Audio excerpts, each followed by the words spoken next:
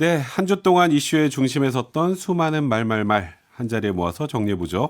금주의 말말말 시사인 김동인 기자 그리고 미디어인권연구소 뭉클의 이봉우 연구원 함께합니다. 안녕하세요. 네, 안녕하세요. 네, 안녕하세요. 네, 안녕하세요. 처음 뵙겠습니다. 네. 자, 우리 한번 달려볼게요. 김동인 기자가 준비한 말부터 한번 들어볼까요? 네, 2023년도 예산안이 나왔는데요. 그야말로 긴축 이 한마디가 지금 전면에 등장한 네, 상황입니다. 긴축이요. 네, 정치권에서 논란이 계속 이어지고 있는데요. 관련 발언 먼저 들어보시겠습니다. 정부가 내년도 예산안을 올해보다 5% 정도 늘어난 639조 원 규모로 확정했습니다. 윤석열 정부가 짠 첫 예산안입니다. 코로나 피해 회복을 위해 늘렸던 지출을 모두 줄이면서 확장 재정에서 건전 재정으로 전환하겠다고 선언했습니다. 이제부터라도 허리띠를 단단히 졸라매지 않으면 커지고 있는 경제 불확실성 앞에 방패막 없이 맞서야 합니다. 지금 이렇게 민생이 어려운데 이렇게까지 하나 비정하다 이런 느낌 외에는 표현할 길이 없었습니다. 서민들의 주거를 해결하기 위한 임대주택 관련 예산을 5조 6천억이나 삭감했다는 안을 보고 참으로 비정하다 그런 생각이 들었습니다. 네, 새 정부의 내년도 예산안이 나왔는데 뭐 어느 정도 긴축이 예상되긴 했었죠. 네, 그렇습니다. 대선 기간 동안에 사실은 그 재정에 관해서는 건전한 재정 이런 네. 표어들을 내걸었기 때문에 특히나 윤석열 정부에서는 긴축이 이루어질 것이다라고 생각했고 네. 지금 현재 이 예산안이라는 것은 어쨌든 국회를 거치기 전이니까 일종의 뭐 밑그림이라고 볼 수 밑그림이죠. 있습니다. 네. 먼저 들으신 내용은 8월 30일 MBC 뉴스데스크 한 장면이고요. 여기 안에서 이제 추경호 경제부총리의 한마디가 나왔죠. 네. 그리고 오늘 아침 더불어민주당 최고위원회에서 이재명 대표가 남긴 말이 뒤따랐습니다. 639조 원 규모 예산입니다. 근데 네. 본 예산으로 따지면 작년보다 증액된 건 맞아요. 네, 조금 증액된 거죠. 근데 항상 이 코로나 기간 동안에 우리가 추경을 했기 때문에 그렇죠. 네, 추경 규모까지 따져 보면은 어쨌든 그 줄어든 밑그림은 맞는데 네. 이 문제는 기재부가 지금 24조 원을 아꼈다. 이렇게 설명을 하고 이게 있습니다. 뭐 역대급 지출 구조조정이다 막 이렇게 네. 보도가 되고 있거든요. 네. 그리고 이번 추경도 사실은 지출 구조 조정 끝에 할 수 있었던 추경이다라고 네. 얘기를 했었고 그리고 내년에도 이제 허리띠를 졸라 매겠다라는 졸라맨다. 건데 문제는 어디서 어떻게 줄였는지는 사실 아직 드러나진 않았어요. 네. 왜냐하면 이건 전체 밑그림만 나온 상태고 세부적으로 삭감액들은 지금 나오지 않았는데 네. 관련 내용은 이제 부처별로 나오는 보도 자료들 그리고 자료 그 국회에서 요구하는 자료들에 따라서 나올 것으로 보입니다. 일단 뭐 어떤 예산 분야들이 삭감되는지 하나둘 보도가 나오곤 있긴 한데요. 네네. 앞에 뭐 이재명 대표가 언급한 임대주택 예산도 그런 거죠. 네, 그렇습니다. 그 비정하다라는 표현을 썼는데 네. 이게 뭐냐? 영구 임대주택 예산을 줄였다는 겁니다. 그런데 국토교통부 예산에서 네. 늘어난 예산도 있어요. 보니까 국토교통부 예산은 전체 이제 55조 9천억 원. 물론 네. 국토교통부가 굉장히 많은 돈을 쓰는 부처긴 하죠. 그렇죠. 그런데 전년 대비 4조 2천억 원이 줄어들었습니다. 네. 핵심은 이 안에서 공공 분양은 예산을 늘려주고 공공 임대는 예산을 줄였다는 겁니다. 그러니까 분양은 늘리고 임대는 줄였다. 네, 분양이라는 건 사실 자산으로 이제 제공을 해주는 그렇죠. 거잖아요. 네네. 근데 그거와 달리 임대라는 것은 사실 사회적인 어떤 약자들에 대한 이 주거 복지 차원에서의 지출인 네. 거고요.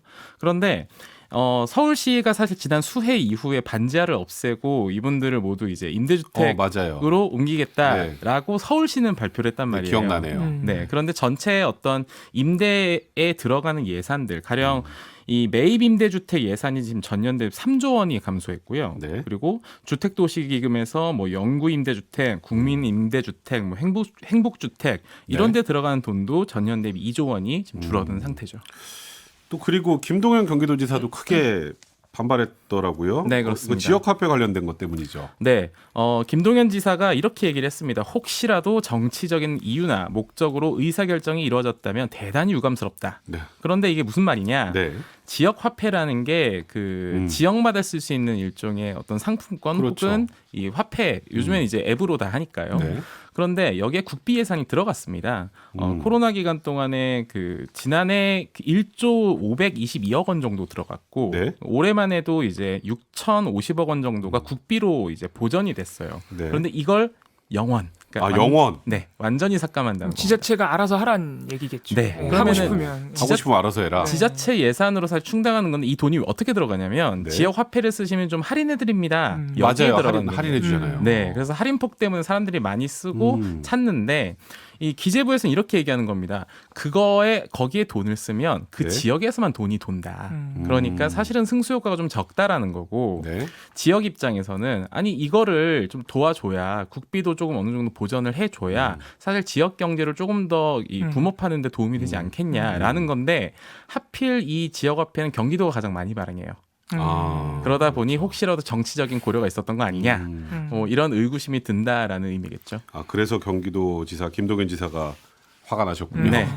자, 우리 보건복지부는 또 AI 복지사 예산을 두고 또 문매를 맡고 있네요. 네, 수원 세모녀 사건을 계기로 사실 네. 복지 사각지대 이걸 좀 찾아야 된다는 요구가 커졌는데 이 부처별로 지금 보도자료를 내고 있습니다. 어떤 예산은 어떻게 편성해서 2023년도 예산안에 들어갔다. 네. 그런데 이 수원 세모녀 사망 사건 이후로 사실 그 사각지대를 찾아내는데 예산이 좀 들어가야 되는 건 아니겠냐라는 생각을 다들 했잖아요. 네, 그런 말 많이 나왔죠. 네, 그래서 실제로 증액했다라는 게 보건복지부의 설명입니다. 네. 그런데 어디에 증액했느냐? 네. 이거 보건복지부 그 보도자료 실제로 저도 한번 확인을 해봤는데, 네, 이 시스템 구축이라는 항목이 있습니다. 시스템 구축이요? 네. 그런데 이 시스템 구축이 뭐냐면 그 일종의 AI 인공지능 복지사 시스템이에요. 그러니까 전화를 걸어서 네. AI 통화를 통해서 이 필요한 서비스를 바로 응답하고 뭐 제공하고 그다음에 네. 체크한다는 시스템인데 네. 여기를 구축하는데 지금 관련 예산이 올해 4억 원에서 내년 36억 원으로 늘어났습니다.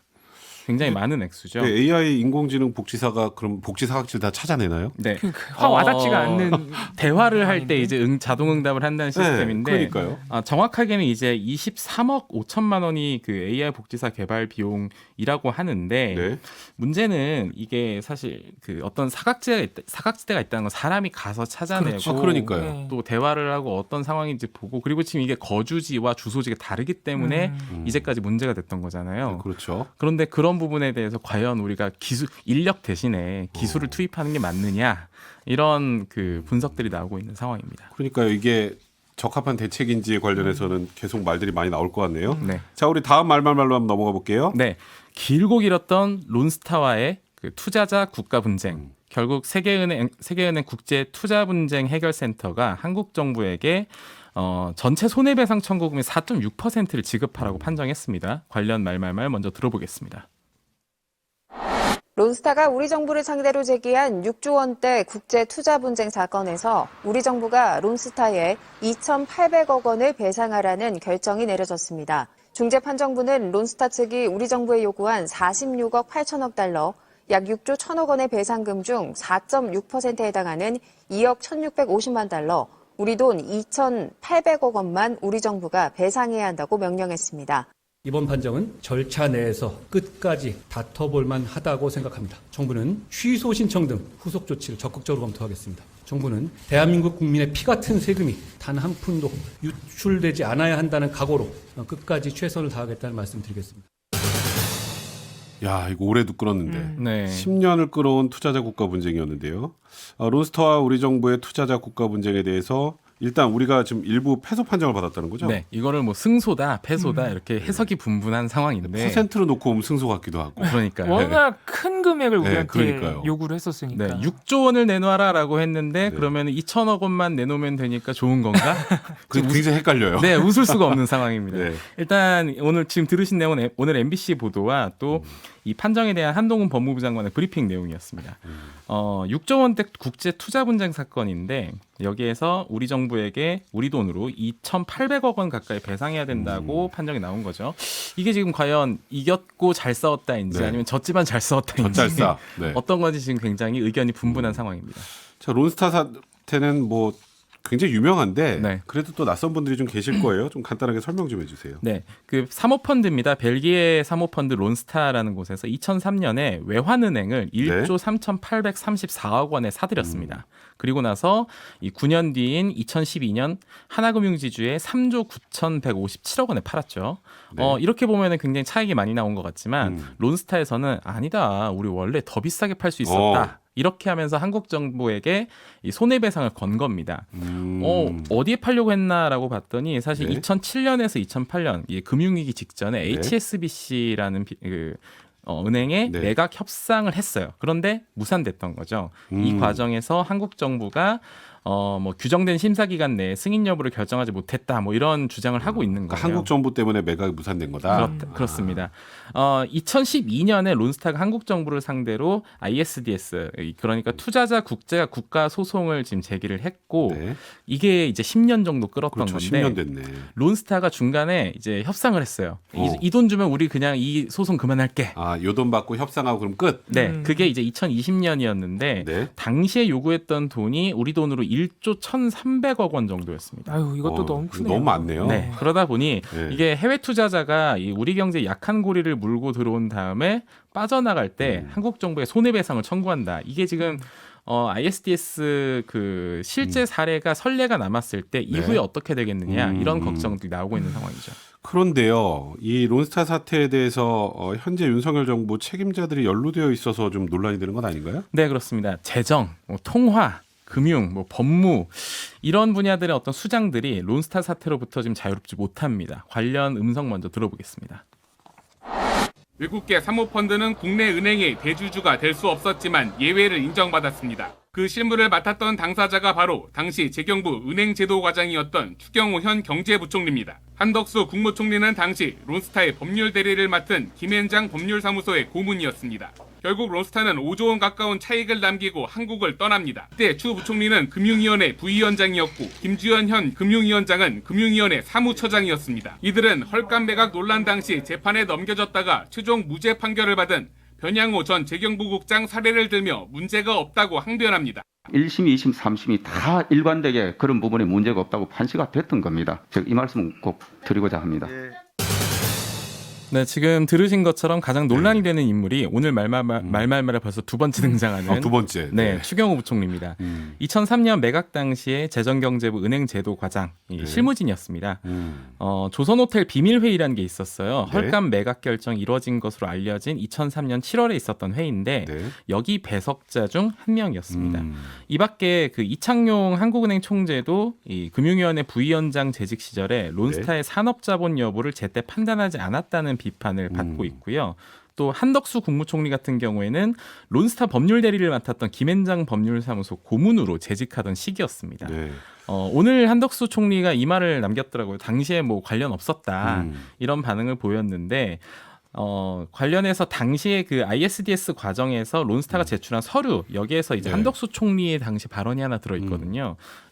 여기 인용된 부분을 보면 한국 사회는 외국 자본에 대한 부정적인 정서가 너무 강하다 이런 발언을 남겼다라고 합니다. 이게 한덕수 총리 사실 청문회 때도 이게 네, 맞아요. 문제가 됐었어요. 예. 근데 지금 이 ISDS 판결이 나온 만큼 사실 어쨌든 간에 지금 국세가 유출돼야 되는 상황이라 그렇죠. 이렇게 관련자들, 정부 책임자들이 많다면은 일단 그래도 한마디 유감 표명이나 좀 책임지 있는 태도, 그런 태도가 좀 보였으면 하는 바람이 있다. 이런 생각도 드네요. 그러니까 지금 관련이 있었던 것으로 돼 있는 분들이 많음에도 불구하고 지금 여기까지 온 상황이라면 이에 대한 그쵸. 최소한의 유감 표명을 했으면 좋겠다 네, 이렇게 그런 생각하시는 바람도 거네요. 듭니다. 자, 그리고요. 우리 한동훈 법무부 장관이 대한민국 국민의 피 같은 세금 이런 언급을 했는데요. 네. 한동훈 장관도 사실 론스타 사태와 좀 악연이 있죠. 네, 검찰 출신이잖아요. 네, 그렇죠. 한동훈 장관 외에도 이제 이복현 금융감독원장 모두 윤석열 사단의 검사들이었습니다. 그런데 2006년에 이 론스타 헐값 매각 의혹을 실제로 수사했던 네. 이 수사 담당자들이었습니다. 당시에 굉장히 많은 검사들이 투입이 됐어요. 네. 그런데 이 실제로는 배임 혐의로 기소된 변양호 전 재정경제부 금융정책국장 이 나중에 1심부터 시작해서 최종심까지 모두 무죄를 받았습니다. 기소는 했지만 네. 그러다 보니까 당시에는 검사들이 그 굉장히 폭넓게 로비를 받았다라고 네. 했지만 실제 기소는 굉장히 소수만 이루어졌거든요. 여기에 대해서 봐주기 수사한 것 아니냐 이런 비판들도 나왔던 게 사실입니다.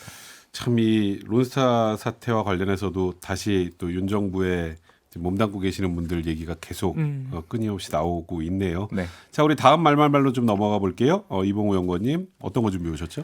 네, 다 쓰지 못한 편지라는 키워드인데요. 오늘이 가습기 살균제 참사가 공식적으로 알려진 지 11년 딱 되는 날입니다. 아이고. 겨우 한 3살 때 피해를 받아서 지금은 중학생이 된 피해자 정유주 학생이 못다 쓴 편지 KBS의 그저께 보도로 일단 한번 들어보겠습니다. 저는 2009년생 14살 정유주입니다. 저는 가습기 살균제 피해자라고 합니다. 저는 어렸기 때문에 기억이 안 납니다. 하지만 병원에 자주 다녔던 것은 기억이 납니다. 많이 아픈 날은 이모나 할머니가 저를 데리고 응급실에 갔던 기억도 납니다. 초등학교에 입학해서는 움직임이 많은 활동을 해야 할 때마다 쉽게 숨이 차서 많이 힘들었습니다. 친구들이 저를 놀리는 상황도 많았습니다. 저는 아직까지도 피해를 입었다는 것이 왜 놀림거리가 되었는지 이해가 안 갑니다. 저는 아직도 매일 아침 저녁으로 약을 챙겨 먹어야 하고 가끔 호흡기 치료를 해야만 합니다. 아유, 정말 마음이 아픈 편지네요. 가습기 살균제 참사로 그런데 아직도 많은 분들이 좀 힘든 상황이시죠? 네, 방금 들으신 대로 이제 중학생이 된 정유주 피해자 학생 네. KBS에 보낸 편지고요. 어머니 김계영 씨가 대독을 하셨는데 이게 학생이 쓰다가 힘들어가지고 중간에 울어서 다 못 썼다 그래요. 아유, 네. 방금 들으셨지만 이렇게 어린 나이에 그러니까 영유아 때 피해를 입은 피해자들이 특히 많은데 네. 신체적인 피해뿐만이 아니고 사실 성장 과정에서 들으신 바대로 막 따돌림, 괴롭힘 이런 것도 많이 당하고 또 그러니까요. 학습권 침해 이런 것도 많이 있다 그래서 복합적인 피해가 특히 많습니다. 네. 이 가습기 살균제 참사 1994년에 처음 출시된 옥시와 애경의 가습기 살균제 때문에 피해가 발생했는데 네. 산모하고 영유아한테 특히 좋다고 광고가 되는 바람에 실제로 그렇게 많이 쓰셨어요. 맞아요. 그래서 2011년 4월에 이 원인 불명의 치명적인 폐해 질환 때문에 사망자 속출했죠. 그래서 네. 2011년 8월 31일에 이제 공식적으로 피해 역학 조사가 네. 발표되면서 오늘이 딱 11년 되는 날입니다. 정부의 공식 인정된 피해자만 4,350명이고요. 그중 사망자만 1,066명, 25%에 달합니다. 그리고 사망자의 20%는 또 10세 이하의 영유아예요. 네. 생존자분들 여전히 호흡기에 의존하는 등 힘든 일상생활 하고 계시고요. 이게 정부 공식 발표된 수치일 뿐이지 지금 피해자 네. 단체에서는 피해 규모를 대략 1만 명 이상으로 추산하기도 합니다. 아니 가습기 살균제 특별법도 제정이 됐는데 아직 피해 구제도 제대로 되지 않고 있나 봐요. 그렇습니다. 이게 정부와 옥시의 그리고 애경의 대처가 너무 늦었다라는 네. 비판이 많이 나오는데요. 2011년에 공식화가 됐지만 검찰 수사가 2015년에서야 착수가 됐고요. 네. 그래서 2018년 또 그러니까 사건 발생한 7년이 지나서야 신현우 전 옥시 옥세 리켓 백힌저 대표가 네. 징역 6년을 받았죠. 그러니까 맞아요. 기업 측의 책임이 너무 늦게 이제 확인이 된 것입니다. 피해 구제 특별법도 2017년 8월에야 시행이 됐는데 네. 이 법에서도 사실 피해자가 자신을 직접 입증을 해야 돼요. 그래서 1년에서 5년까지 걸린다고 합니다. 너무 오래 걸리는 거죠. 그러네요. 예, 이게 한번 개정이 돼서 조금 간편화됐다고는 하는데 그래도 여전히 3,000명 이상의 피해자가 피해 인정을 못 받고 대기하고 있어서 아직 인정 대기자만 그렇습니다. 대기하다가 사망하시는 경우도 지금 많이 발생하고 있습니다. 네. 그래서 여전히 이 책임자 규명도 진행 중인 상황이라서 법정인 다툼이 여전히 벌어지고 있어서 어제도 SK케미칼 박철 네. 전 부사장이 은폐 혐의로 징역 2년을 받기도 했습니다. 1심이네요. 네. 이제 아직 1심. 네. 자, 그러면 피해자분들에 대해서 뭐 배상이나 보상 그래도 좀 이루어진 거 아니었나요? 전 그렇게 좀 들었었는데. 이게 가장 큰 문제인데요. 네. 일단 옥시가 사망자의 한 85%가 옥시 제품을 사용하셨다 그래요. 네네. 제가 말씀드린 내용 대부분은 KBS의 전수조사인데요. 그런데 이 옥시가 최근 4월에 어떤 입장을 냈냐면 이미 네. 430명에게 배상하느라고 3,600억을 써서 어. 더 이상 배보상할 수 없다는 입장을 냈습니다. 그래서 네. 지금 현재 유일하게 남은 피해 구제 기관인 조정위원회에 보이콧을 선언해 버렸어요. 아, 그래요? 예, 이건 애경도 아이고. 마찬가지입니다. 그래서 아예 논의가 중단돼 버린 상황이라는 거죠. 네. 지금 정부 인정한 사망자만 1,000명이 넘어가는 상황에서 430명 배보상했다고 논의조차 안 하겠다는 상황이라 네. 예, 지금 피해자 단체 그리고 시민 단체에서는 일단 우리 정부에 그 사회적 참사 특별조사위원회가 권고한 게 있습니다. 일단 정부 책임 인정하고 네. 기업들이 배보상을 우선적으로 실시할 수 있도록 좀 강제력을 발휘해달라. 왜냐하면 조정위원회가 네. 순수 민간기관이라서 그렇죠. 아무 강제력이 없다 보니까 피해자한테 대해서는 그렇게 요구를 하고 있는 상황입니다. 야, 이게 지금 저는 이게 너무 오래전 사건이기도 하고 이제는 많은 분들이 다 배상이나 보상을 어느 정도 받았을 거라고 생각했는데 그게 전혀 아니었다라는 게 굉장히 좀 충격적이긴 하네요. 그리고 그 동안에도 계속 피해자들이 발견되지 못했던 피해자들이 계속 늘어났던 거죠. 네. 그리고 조정위원회에서 사실 조정안도 됐어요. 네, 나름 활동을 하고 있습니다. 네. 피해자 규모도 7,000명 이상으로 조정위원회는 보고 그 배상 규모도 다 정해놨는데 네. 옥시와 애경이 이거를 못하겠다고 보이콧해버린 상황이라서 정부가 좀 나서줘야 되는 상황입니다. 아휴, 참 답답하네요. 아. 저희는 잠시 광고 듣고 올게요. 네, 우리 금주의 말말말 계속 한번 가볼까요? 자, 다음은 어떤 거죠? 네, 문제가 되면 팔면 된다. 라는 말인데요. 네. 백경란 질병관리청장이 최근에 있었던 이 공직자 재산 공개 과정에서 네, 논란 많이 됐죠. 예, 코로나19 백신 또는 치료제 관련 바이오 관련 주식을 갖고 있는 게 나와가지고 이해 충돌 문제가 불거졌거든요. 이 문제 보도한 29일 SBS 보도로 먼저 들어보겠습니다.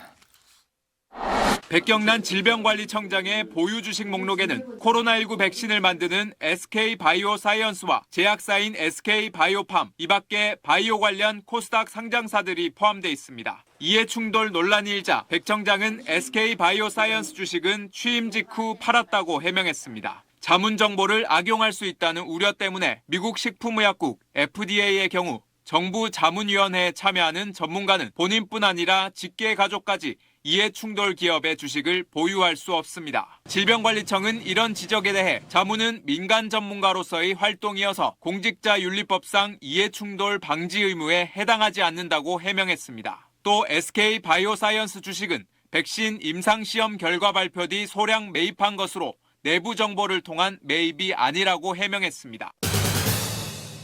아니, 다른 분도 아니고 질병관리청장이신데 네. 예, 코로나19 방역을 책임지는 기관의 수장이잖아요. 네.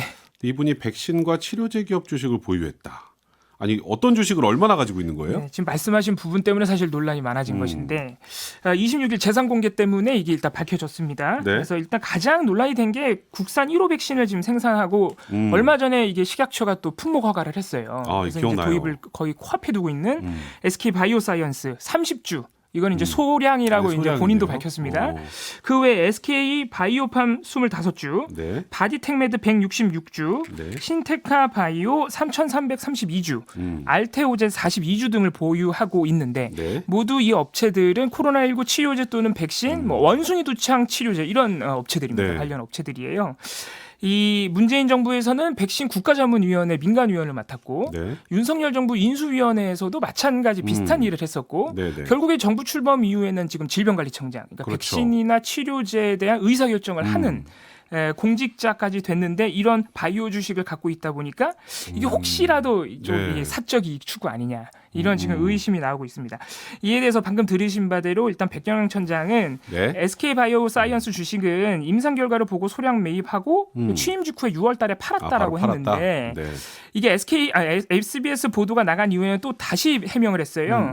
그 백신 자문위원회 활동이 다 끝나고 나서 올해 3월에 산 거다. SK바이오사이언스는. 왜냐면 아까 SBS 보도 들어보시면 네. 그 자문위 하면서 주식 산 것도 문제가 되지 않느냐 이런 문제 제기를 했기 때문에 네. 그게 아니라 올해 3월에 사서 취임 직후인 6월에 매각을 해서 그렇게 큰 수익을 보지도 못했다.